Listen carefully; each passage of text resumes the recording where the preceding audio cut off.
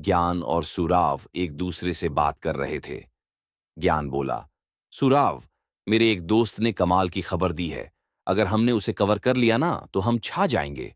सौरभ उत्सुक होकर बोला, अच्छा, कैसी खबर है और कहाँ की? ज्ञान ने कहा, इसके लिए हमें आज ही निकलना होगा। शहर से दूर एक बहुत पुराना गांव है। वहां लोगों की एक ही तरह से मौतें हो रही हैं। सूरव चौंक गया। एक ही तरह से? कैसे? ज्ञान बोला, ये सब वहां जाकर ही पता चलेगा। We need to talk उसी about दिन this. दोनों ट्रेन पकड़कर निकल पड़े। करीब 4 से 5 I घंटे know. बाद वे एक छोटे से स्टेशन पर पहुंचे। ज्ञान ने मोबाइल देखा और बोला, हम पहुंच गए हैं, लेकिन मैप में गांव अभी भी 20 मिनट दूर दिखा रहा है। दोनों एक बैलगाड़ी वाले के पास गए। बैलगाड़ी वाला बोला, कहाँ जाना है भैया? ज्ञान ने कहा, हमें मलाना गांव जाना है, बस 20 मिनट की दूरी पर है। मलाना का नाम सुनते ही बैलगाड़ी वाले का चेहरा उतर गया। वह घबराकर बोला, नहीं, नहीं, मैं उस गांव में नहीं जा सकता, माफ कीजिए। सुराव ने कहा, काका, गांव तो पास ही है, ले चलिए। लेकिन वह बार बार कहता रहा, नहीं, और मेरी मानिए, आप लोग भी वहां मत जाइए। ज्ञान और सौरभ ने 4-5 और बैलगाड़ी वालों से पूछा, लेकिन सबने मना कर दिया। ज्ञान बोला, चल सुराव, पैदल चलते हैं, 20 से 25 मिनट ही लगेंगे। ये गांव वाले बस डरपोक और अंधविश्वासी होते हैं। दोनों जंगल के रास्ते पैदल चल पड़े। चलते चलते सौरभ बोला, ज्ञान, तूने देखा, गांव का नाम सुनते ही सबके होश उड़ गए थे। ज्ञान बोला, हां यार, कोई भी तैयार नहीं हुआ। सूरव मुस्कुराया, लगता है मामला गंभीर है, ऐसी खबर तो वायरल जाएगी। कुछ देर बाद वे मल्लाना गांव पहुंच गए।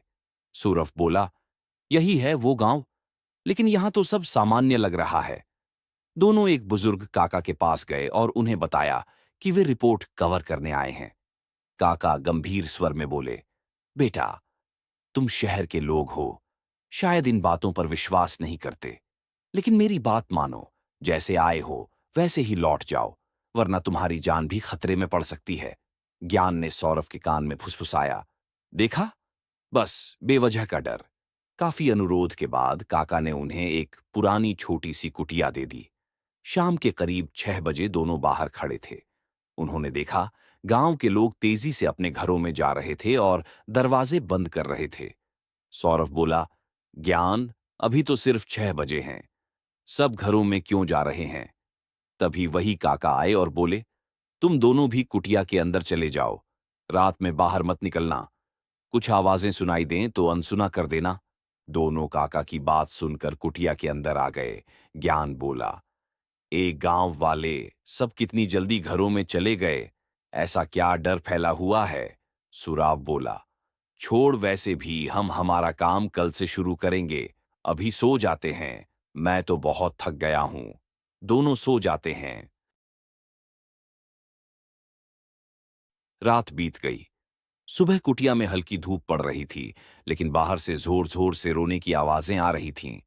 ज्ञान की नींद खुली। उसने सौरभ को झकझोरते हुए कहा, सुराव, जल्दी उठ, बाहर देख, कोई जोर जोर से रो रहा है। दोनों दौड़ते हुए बाहर गए। कुटिया से थोड़ी दूरी पर भीड़ जमा थी।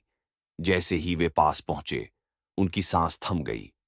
जमीन पर एक लाश पड़ी थी और उस लाश का एक हाथ गायब था। ज्ञान और सौरभ हक्के बक्के रह गए। अगर आपको पार्ट 2 चाहिए तो कमेंट में पार्ट 2 लिखिए, और ऐसी ही डरावनी कहानियों के लिए चैनल को लाइक और सब्सक्राइब जरूर कीजिए।